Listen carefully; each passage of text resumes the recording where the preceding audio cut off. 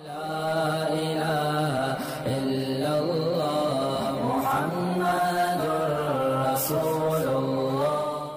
نے یہ سوال پوچھا ہے نا کہ گناہ کا ڈر ہے اگر نکاح نہیں کیا تو. جب نکاح نہ کرنے کی صورت میں گناہ کا خطرہ ہو تو نکاح کرنا واجب ہے. گھر والے اجازت نہ بھی دے رہے ہوں تو بھی نکاح کر سکتے ہیں ایسی صورت. غسل کرتے وقت کسی اہل حدیث نے مسئلہ بیان کیا ہے کہ اگر شرمگاہ پہ ہاتھ لگ جائے غسل کرتے وضو ٹوٹ جاتا ہے. بعض روایات میں آتا ہے کہ یہ شرمگاہ پہ ہاتھ لگ جائے تو اس سے وضو ہے، لیکن یاد رکھو اس وضو سے مراد اصطلاحی وضو نہیں ہے بلکہ ہاتھ دھونا مراد ہے. حدیث میں وضو کا لفظ ہاتھ دھونے کے معنی میں بھی استعمال ہوا ہے، کیونکہ عبداللہ ابن مسعود رضی اللہ تعالیٰ عنہ اس سختی سے منع کرتے تھے. جو لوگ اس بات کے قائل تھے کہ شرمگاہ کے ہاتھ لگنے سے وضو ٹوٹ جاتا ہے تو عبداللہ بن مسعود نے فرمایا کہ اگر یہ اتنی ناپاک چیز ہے تو کاٹ کے پھینک دو اپنے جسم سے. یہ ان کے الفاظ ہیں. تو وضو کا وہاں کیا مطلب ہے؟ ہاتھ دھونا. وہ دھونے چاہیے کیونکہ اس بات کا امکان ہوتا ہے کیونکہ ناپاکی لگی ہوئی ہو. تو اور کیونکہ حدیث میں یہ بھی آتا ہے اونٹ کا گوشت کھانے کے بعد بھی وضو کا حکم ہے، تو وہاں بھی ہم کیا کہتے ہیں؟ مسئلہ اختلافی ہے. بعض ائمہ اس کے قائل ہیں، امام شافعی اس کے قائل ہیں کہ شرمگاہ کو ہاتھ لگنے سے وضو ٹوٹتا ہے. اس میں کسی اہل حدیث پہ طنز کرنا جائز نہیں ہے. تو مسئلہ چونکہ اختلافی ہے، جب اختلافی مسئلہ ہوتا ہے تو اگر کوئی ایک قول پر عمل کر رہا ہے تو ٹھیک ہے. تو میں یہ بتا رہا ہوں کہ ہم اس روایت کو کیوں نہیں لیتے.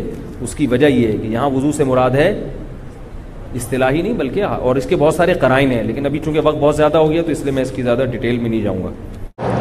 کہتے جی اگر کوئی آدمی اپنی شرمگاہ کو ہاتھ لگاتا ہے وضو ٹوٹ جاتا ہے. حنفی مسلک میں تو نہیں ٹوٹتا ہے، لیکن اہل حدیث علماء کے نزدیک ٹوٹ جاتا ہے. اس لیے احتیاط کیا کریں. اور ضروری ہاتھ لگانا ہے، اور ہاتھ بھی وضو کر کے لگانا ہے، بغیر وضو کے نہیں لگا سکتے تھے.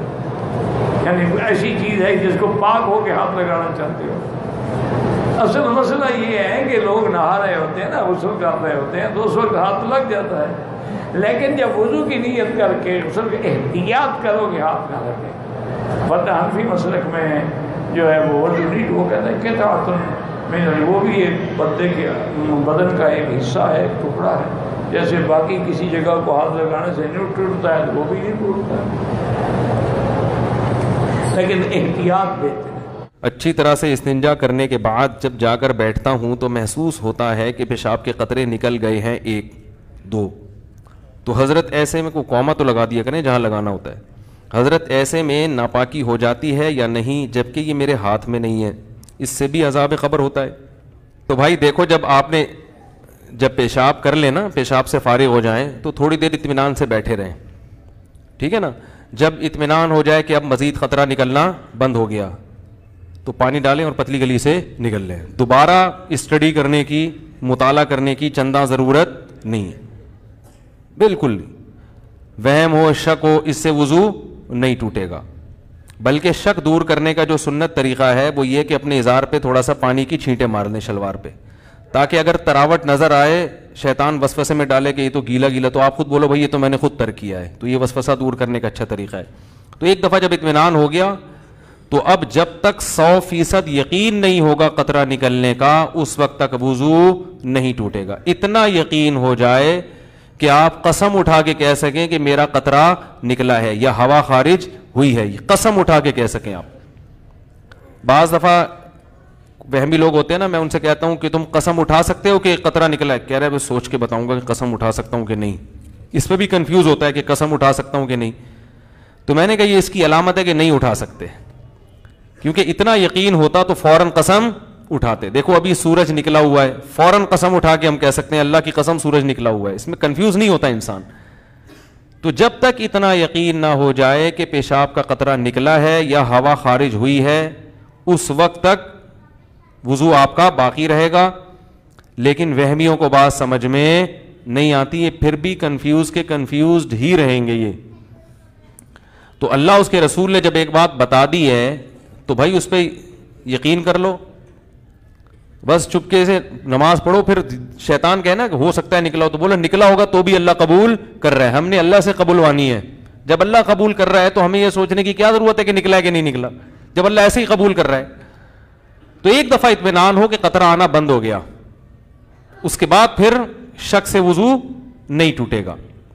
ہاں بعض یہ جو نوجوان لڑکے ہیں یا کم عمر لڑکے ہیں یہ پیشاب کرتے ہی اٹھ کے بھاگ جاتے ہیں تو پیشاب کرنے کے کچھ وقت تک تو بہرحال تری نکلتی ہے، تو ایک دم سے بھاگ گئے تو اس سے شلوار بھی ناپاک ہوگی، وہ جگہ بھی ناپاک ہو جائے گی. تو اگر شلوار اتنی ناپاک ہو گئی ہے کہ جو 5 روپے کا سکہ، اس کی کیا دلیل ہے؟ لوگ اس پہ بھی اعتراض کرتے ہیں. قرآن حدیث میں کہاں لکھے کہ 5 روپے کے سکے کے برابر اگر ناپاک ہو گئی تو وہ ناپاک ہے، اس سے کم کم پاک ہے.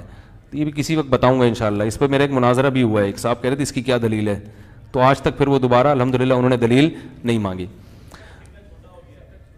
5 کا سکہ جو چھوٹا ہو گیا، صحیح کہہ رہے ہیں بھائی، وہ پرانا والا سکہ رائج الوقت نہیں، پرانا سکہ جو ہتھیلی کی گہرائی کے برابر. صحیح کیا آپ نے، اچھا ہوا لقمہ دے دیا آپ نے.